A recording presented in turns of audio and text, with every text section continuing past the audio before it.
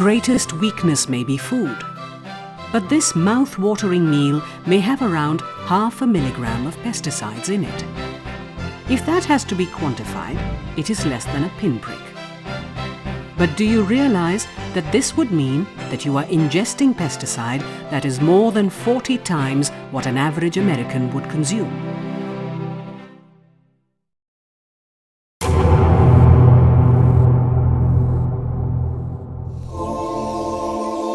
All pesticides are lethal poisons. In India, indiscriminate and unregulated use of pesticides is poisoning land, water, air and food. India spreads out nearly 90,000 tons of pesticides on its fields, making it one of the largest users in the world. Farmers use pesticides carelessly. Some use the wrong chemical, while others overuse. Many harvest immediately after spraying. That is why there are dangerous levels of pesticide in ladyfingers, tomatoes, cabbage and cauliflower.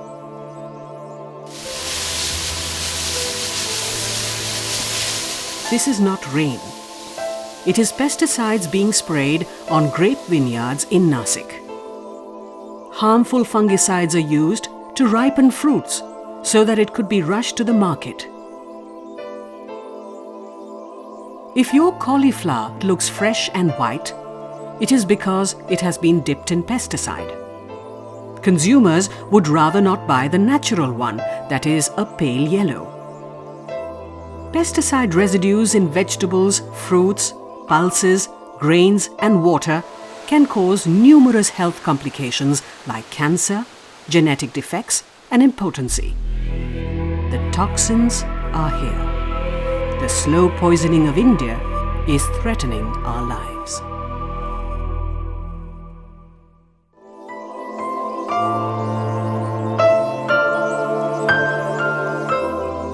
Welcome to Kerala, God's own country. Sometimes names can be really misleading. Take this area in Kasaragod. It is called Swarg. In Hindi and Malayalam, Swarg means heaven. Nothing could be more ironical. For those in Swarg, this is no heaven, as it is plagued by disease and tragedy.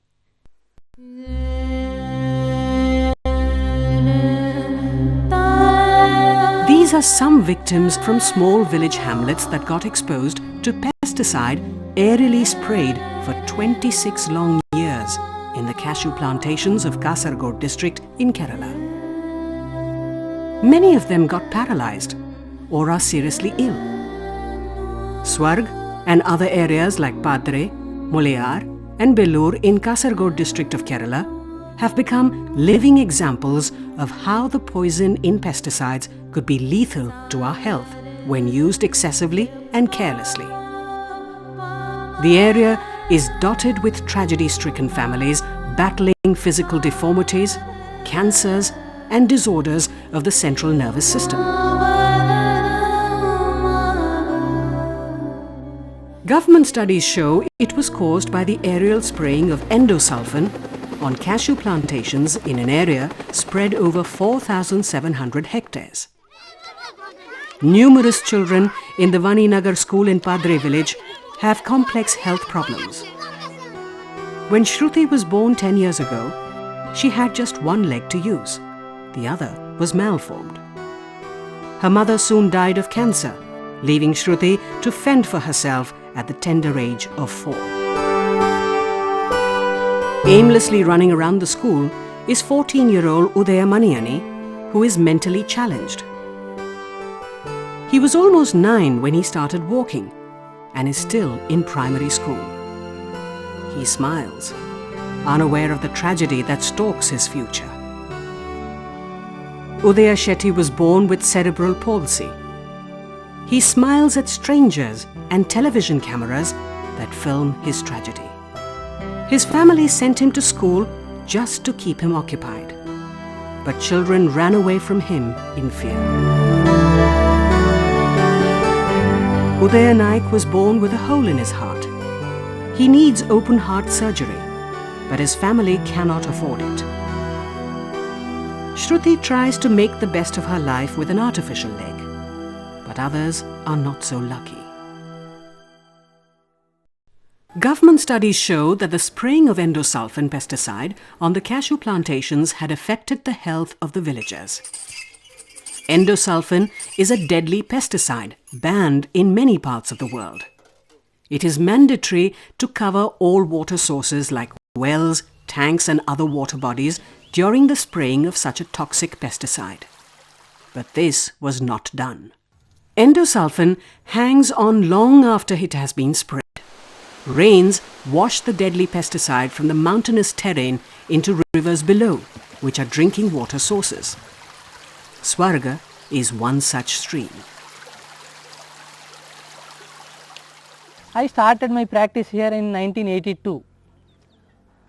As I became familiar with the families nearby my clinic, I started noticing that something is peculiar here. There has been high incidences of central nervous system diseases like psychiatric problems and neurological deficits, mental retardation, cerebral palsy, congenital abnormalities, and moreover cancer cases. For the last 2 years, because of a court order banning endosulfan spray, there has been no spray here.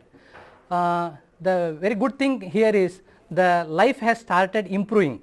The ecology, the nature has started improving. We can see the birds, actually birds, fishes, reptiles, all had been extinguished from here during the spray time. As the tragedy of the victims got media exposure, the Indian Council of Medical Research asked the National Institute of Occupational Health to study the effects of endosulfan exposure on school children in Vaninagar. The study showed children had congenital abnormalities. Male children suffered from delayed sexual maturity, while female children matured early.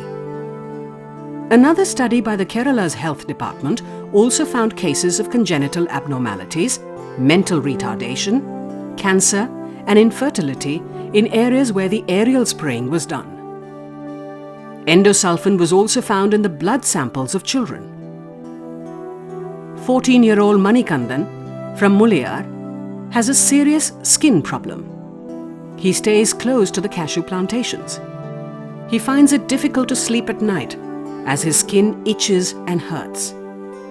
Manikandan dropped out of school when he found that other students were refusing to sit with him. ഈ മരുന്ന് ഹെലികോപ്റ്ററിൽ മരുന്ന് അടിക്കാൻ വരുന്നുണ്ട്. നമ്മൾ ഈല തന്നെ ഫോരയിലോടിയാണ് പോകുന്നത് ഈ കൂപ്പിലേക്ക്. അപ്പോൾ ഈല അതിനെ കൊണ്ട് വന്നില്ലൊരു സംശയം. അത് ഈ കിണറ്റിലും പിന്നെ നമ്മൾ പാത്രം വെള്ളത്തിന് പുറത്തെല്ലാം വെക്കുമ്പോൾ അടച്ചു വെക്കലൊന്നുമില്ല. പല സൂക്കേടും ഛർദിയും പനിയും തലവേദന പനിയായിട്ടെല്ലാം കിടക്കും. 20-year-old Ashraf also lived very close to the plantation in Mulayar. He was fit and healthy in primary school, but gradually his eyesight weakened, walking became difficult, and today he is mentally challenged. But Ashraf's father, Abdul, is now more worried about Shahina, his 10-year-old daughter. She is developing similar symptoms. Her eyesight is getting weaker. Nizamuddin from Nattanige village looks 3, but he is 7. His growth has been severely retarded. He does not speak, but mumbles. He too lived very close to a cashew plantation. But seeing what happened to him, his family shifted a kilometer away. But it is just too late. In the same area is 22-year-old Hemlata. Her mother remembers how she walked to school through the plantations while the spraying was on. But after the 7th standard, she found life going out of her hands and legs. Today she cannot move at all and lies in a corner. Seeing so many medical complications in areas where spraying was done, the Mulayar village panchayat, which is the local self-governing body, banned the use or sale of pesticides. ഞങ്ങളുടെ കശുവണ്ടി ഉൽപ്പാദിക്കുമ്പോൾ ഞങ്ങൾ കീടനാശിനി തെളിക്കില്ല, endosulfan തെളിക്കാറില്ല. Plantation കോർപ്പറേഷൻ്റെ പ്ലോട്ടിലേക്ക് മാത്രമേ ഇത് തളിക്കുന്നുള്ളൂ. അത് പിന്നെ ഇപ്പോൾ 2 വർഷമായി തളിക്കാതിരിക്കുന്നത്. ഞങ്ങൾ നിരന്തരം സമരം നടത്തിയതിൻ്റെ ഭാഗമായിട്ട് 2 വർഷമായി തളിക്കുന്നില്ല. തളിക്കാതിരുന്നതിന് ശേഷം അവരുടെ ഈൽഡ് കൂടിയിരിക്കുന്നു. അതാണ് ഞങ്ങൾക്ക് വിചിത്രമായിരിക്കുന്നത്. ഈൽഡ് കുറഞ്ഞതല്ല, കൂടിയതാണുള്ളത്. അപ്പോൾ പിന്നെ ഇതിൻ്റെ കൊണ്ട് എന്ത് ഗുണമാണ് നേരത്തെ ഉണ്ടായത്? ഗുണമുണ്ടായിട്ടുള്ളത് PCKയുടെ ഉത്തരവാദപ്പെട്ട ആളുകൾക്കും അതുപോലെ തന്നെ കമ്പനിക്കാർക്കുമാണ് ഇതിൻ്റെ കമ്മീഷനും ലാഭമൊക്കെ ഉണ്ടായിട്ടുള്ളത്. Today, India uses 10 million litres of endosulfan, making it the largest user in the world. Kasargod is just one example of the tragedy India is heading to. The Indian Council of Medical Research in a study found large amounts of pesticide residues in fruits, vegetables, pulses, grains, wheat flour, eggs, meat, fish, poultry and milk. The daily breakfast, lunch and dinner we relish could actually be a cocktail of chemicals. It is a complex issue. Pests destroy crops around 15 billion rupees every year in India. To save their crops, farmers use pesticides. But most of them spray it in excess, hoping it would be more effective. Studies have shown that only 10% of the sprayed pesticide hits the pests. The atmosphere absorbs the rest, so it goes on to destroy land and water bodies. Harmless insects that nature created to destroy pests also die in the process. Farmers do not even take the basic precautions like covering their face and wearing gloves while spraying. The pesticide industry in India is booming. It is worth over 50 billion rupees. As pesticide residues cross tolerable limits in Indian agricultural products, many countries are now rejecting Indian tea and grapes, among other foodstuff. सब्जियों पर जब भी हम spray डालते हैं तो spray का जो असर है जो वो सब्जियों में हो जाता है, उससे सुंडी वगैरह तो मर ही जाती है, लेकिन उसका असर जो है वो सब्जियों में हो जाता है। जो सब्जियां हम बाज़ार में लेके जाते हैं, बाज़ार में से आगे पब्लिक खरीदती है, तो उस पब्लिक के ऊपर इस स्प्रे का बुरा असर पड़ रहा है।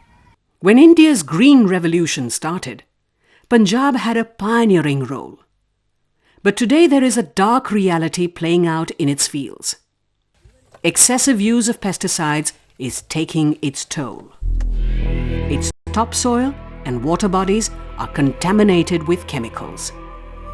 Health is another casualty. हर चीज़ को आप जो है ना मतलब इतने केमिकल्स खाते हैं, इनसे तरह तरह की बीमारियां नेचुरली बढ़ेंगी। आपका रेजिस्टेंस है, आपका इम्यून सिस्टम है, सारा डिस्टर्ब हो जाता है, उससे और बीमारियां फैलती हैं। As pesticide was expensive, farmers took huge loans. But soon, insects developed immunity to pesticides and merrily ate into the crops. The farmers who were well-to-do once upon a time got caught in the unending whirlpool of debt. Punjabi farmers were among the toughest in India, but in the last few years, hundreds of them committed suicide. Their pride could not accept the shame that came with a moneylender knocking on their doors. Welcome to Harkishanpura in Punjab. Once upon a time, it was fertile, fetching huge returns for its cotton crop. Today, villagers are struggling with huge debts that came with chemical farming. The land and water has been devastated with poison. Every year brings in more losses. The local self-governing body in the village has announced that Harkishanpura is up for sale. Almost every family reels under debt as high as 600,000 rupees. ਪਹਿਲਾਂ ਜਿਹੜੀ ਸਾਡੀ ਸਾਰੇ ਪਿੰਡ ਦੀ position ਬਹੁਤ ਠੀਕ ਸੀ, ਕੋਈ ਸਾਡੇ ਜਿਵੇਂ ਕੋਈ ਕਰਜ਼ਾ ਨਹੀਂ ਸੀ, ਵਧੀਆ ਆਪਦਾ ਚੰਗੀ ਫਸਲ ਕਰਦੇ ਸੀ, ਚੰਗਾ ਖਾਂਦੇ ਪੀਂਦੇ ਸੀ। ਉਦੋਂ ਬਾਅਦ ਜਦੋਂ ਨਰਮੇ ਦੇ ਵਿੱਚ ਸੁੰਡੀ ਪੈਣ ਲੱਗੀ, ਨਰਮਾ ਹੋਣੋਂ ਹਟ ਗਿਆ, ਅਸੀਂ ਉਹ 'ਤੇ ਖਰਚ ਕਰੀ ਗਏ। ਬਹੁਤ ਸਪਰੇਹਾਂ 30 35 ਸਪਰੇਹਾਂ ਅਸੀਂ ਨਰਮੇ 'ਤੇ ਕਰਦੇ ਰਹੇ ਹਾਂ। ਉਹਨਾਂ ਦਾ ਕਾਫੀ ਖਰਚਾ ਸਾਡੇ ਜਿੰਮੇ ਪੈ ਜਾਂਦਾ, ਪਰ ਨਰਮਾ ਬਿਲਕੁਲ ਨਹੀਂ ਸੀ ਹੁੰਦਾ। Instead of destroying the pesticide containers, villagers reuse them to store foodstuff. This is a family that uses it to store curd. ਅਸੀਂ ਖੇਤ ਸਪਰੇਅ ਕਰਦੇ ਜਦੋਂ ਬਾਲਟੀ 'ਚ ਘੋਲ ਕਰਦੇ ਹਾਂ, ਉਹੀ ਬਾਲਟੀ ਧੋ ਕੇ ਉਹਦੇ ਬਾਅਦ 'ਚ ਅਸੀਂ ਘਰੇ ਲਿਆਉਂਦੇ ਹਾਂ, ਉਸੇ 'ਚ ਪਾਣੀ ਪੀਂਦੇ ਹਾਂ, ਉਸੇ 'ਚ ਨਹਾਉਂਦੇ ਹਾਂ। ਜਿਹੜਾ ਡੱਬਾ ਹੁੰਦਾ ਉਹ ਅਸੀਂ ਘਰੇ ਲਿਆਉਂਦੇ ਹਾਂ, ਔਰ ਲੈਟਰਿੰਗ ਦੇ ਥੱਲੇ ਘਰੇ ਪਿਆ। India gloated over the success of the Green Revolution that introduced pesticides and agrochemicals. But it failed to see what it did in terms of destroying the rich biodiversity. Pesticides have persistent organic pollutants within that can dangerously hang around in our ecosystem for decades. If it settles on land and water bodies, it could result in neurological disorders, weakening of the immune system, and play havoc with the endocrine system, affecting growth and reproduction. It is little wonder that in areas where pesticide use is rampant, genetic disorders and infertility clinics are thriving. One of the persistent organic pollutants is DDT. India still uses a large amount of DDT, though it is officially banned in agriculture. Studies have even shown pesticide in breast milk samples from Punjab. Scientists at the National Cancer Institute in the United States say that exposure to pesticides could cause cancer. Pesticides enhance the risks of cancer by acting as carcinogens. Studies have shown that pesticides suppress the immune system, allowing cancerous cells to escape and form a tumor. ਜਿਹੜਾ ਬੰਦਾ spray ਕਰਕੇ ਆਉਂਦਾ ਉਸ ਨੂੰ ਰਾਤ ਨੂੰ ਅਸੀਂ ਸੌਣ ਨਹੀਂ ਦਿੰਦੇ ਜੀ, ਵੀ ਕਿਤੇ ਸੁੱਤਾ ਪਿਆ ਹੀ ਨਾ ਰਹਿ ਜੇ। ਅੱਖਾਂ ਦੇ ਵਿੱਚ ਵੀ ਬਹੁਤ ਖੁਰਕ ਹੁੰਦੀ ਹੈ ਜੀ। ਬਾਕੀ ਜਿਹੜੀ ਆਹ ਚਮੜੀ ਤੇਰਾ ਬਹੁਤ ਜ਼ਿਆਦਾ ਅਸਰ ਹੁੰਦਾ ਜੀ, ਚਮੜੀ ਦੇ ਉੱਤੇ ਖੁਰਕ ਹੁੰਦੀ ਰਹਿੰਦੀ ਹੈ, ਪਿੰਡੇ ਦੇ ਉੱਤੇ ਚਮੜੀ ਰੋਗ ਲੱਗ ਜਾਂਦੇ ਜੀ। ਤੇ ਮਗਰੋਂ ਕਹਿ ਟਾਈਮ ਲੱਗਦਾ ਜੀ ਜਿਵੇਂ ਬੰਦੇ ਦੀ ਉਸਦੀ ਦਾਰੂ ਪੀਤੀ ਹੁੰਦੀ ਹੈ, ਨਸ਼ਾ ਬਹੁਤ ਹੁੰਦਾ ਜੀ ਵਿੱਚ ਉਹਦੇ। The presence of adulterated pesticides in the Indian market is more dangerous. Due to weaker chemicals, pests do not die but quickly develop resistance. Man is finding more and more use for the chemical, but the regulatory agencies have not kept pace with that. So the whole objective is defeated, making the area a free lawn for these people to play. The gross violation of human rights. This cannot happen anywhere else, but the people will revolt. This apathy, the kind of apathy from the government, regulatory agencies and the multinational companies are really mind-boggling in this country. Unless something is done quickly and effectively, situation may go out of control and this nation will soon become a sick state. Over 600 farmers in Nasik district have switched from chemical farming to organic farming. This has come out of the realization that organic farming is the only way out to breathe life into their degraded land. Nasik has large grape farms that pump in pesticides worth 40 to 60,000 rupees per acre. A study on female grape workers in India found that exposure to pesticides led to a high rate of abortions. Abhilash Gorhe, who grows grapes, pulses and cereals in Nasik, has completely shifted to organic farming. After a bout of chemical farming, he opted to grow food that is free of poison. His farms are full of flowers and butterflies. He lets the weeds grow as it is a part of the natural ecosystem in a field. No wonder then that natural predators like black ants are actively eating the pests that attack his grape orchard. He's teaching other farmers to use leaves of various plants like the papaya, castor and custard apple to make biopesticides. When Madhav Rao Barve from Kothure village of Nasik in Maharashtra started farming 50 years ago, there were no pesticides. He used natural elements like neem and castor cakes to fight pests. Then came pesticides. Initially, the yield shot up, but it soon fell as the land got poisoned. Today, Madhav Rao is back to organic farming. His organically grown sugarcane earns him higher profits as he does not have to invest in expensive pesticides. Every year, his yield improves as the soil on his farm is getting richer. Increasingly, farmers are trying to get out of the poison spiral. Using traditional Indian knowledge, they are whipping up portions and powders using plant extracts and animal waste to produce food that is rich and pure. They are using herbal pesticides like neem. As no chemicals are used, natural enemies of pests like birds and insects are thriving.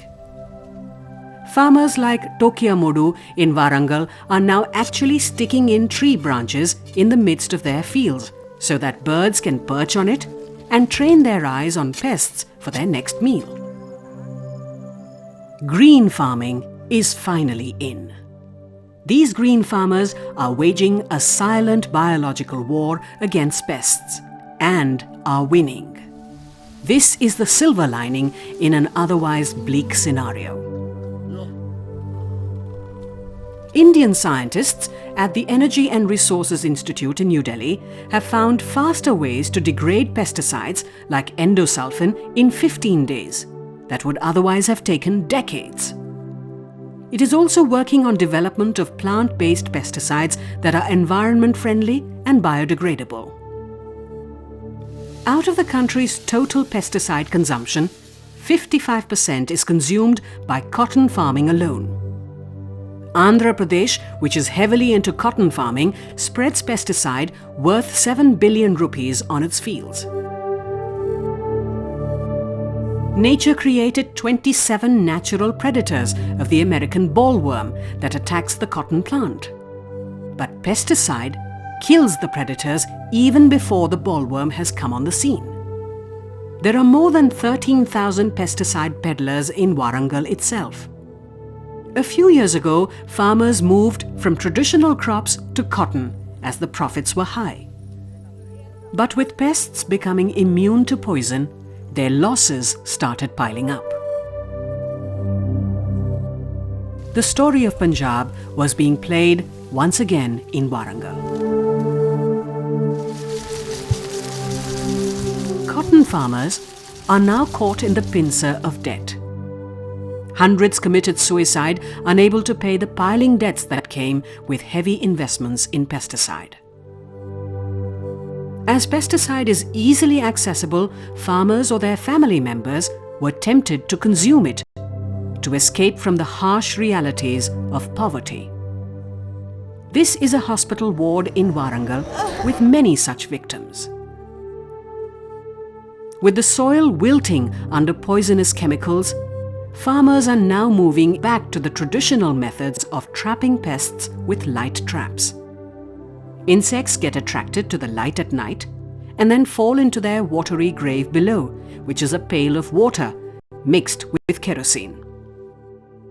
Agricultural production is possible without using any pesticides, and we must work towards building a world without using pesticides. A pesticide-free village is definitely possible. I think only commitment is required. We all now know that we have the power to destroy nature.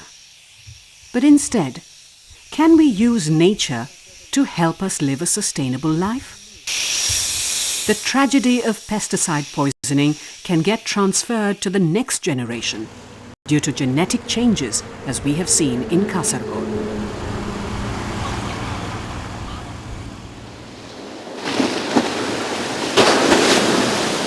The frightening story of how India is being poisoned may not have easy solutions.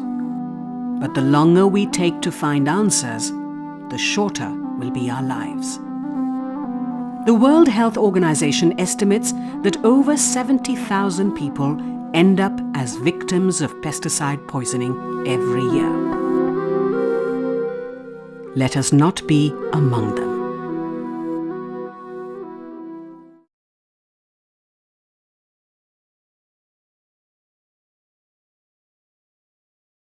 ఆనుగాకులు తెచ్చి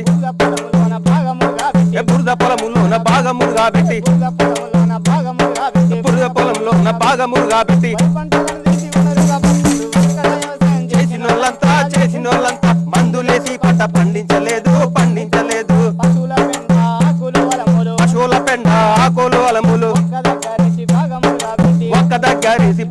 మురుగా పెట్టి ఒక్క దగ్గరేసి భాగమురుగా పెట్టి మురిగిన ఎరువును మెట్ట భూములేసి మురిగిన ఎరువును మెట్ట భూములేసి ఎక్కట వేసి